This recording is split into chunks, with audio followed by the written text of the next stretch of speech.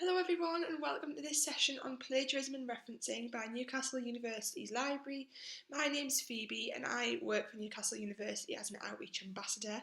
I've also just recently graduated from there in summer 2020 with a degree in linguistics. So firstly we're going to talk about plagiarism. What exactly is plagiarism?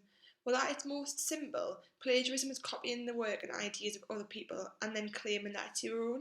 If you're caught plagiarising, the exam board may fail you on that exam and potentially your other A-levels too.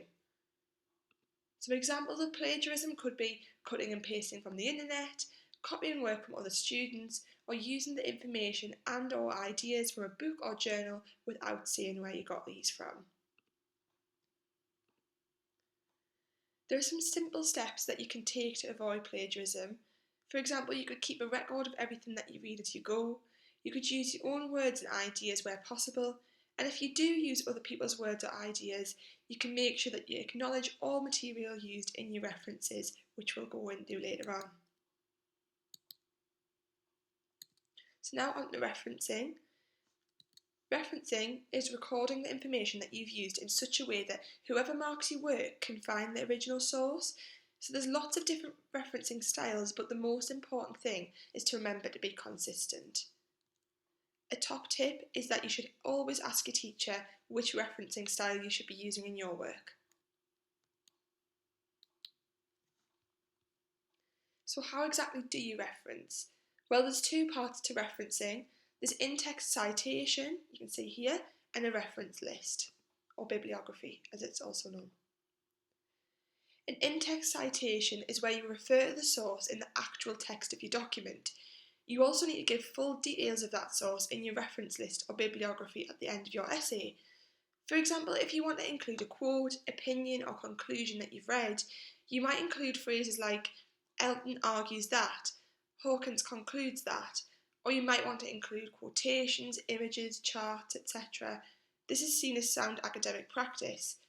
You don't need to ever cite your own words or ideas, nor any material that's regarded as common fact. For example, the sea is blue or the grass is green.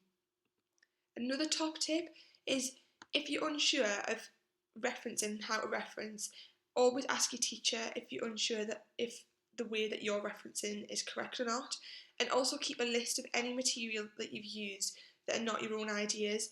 In my experience, this makes referencing a whole lot easier later on. So moving on to a reference list or bibliography. At the end of your essay, you'll have to include a list of references and of resources that you've used. This is called a reference list, which is a detailed list laid out in a specific order of any material that you've referred to in your essay. Alternatively, you could be asked to include a bibliography, and this is the same as a reference list, but also includes your wider reading too. Another top tip is to remember to go to our sixth form study skills website for information on how to reference different resources.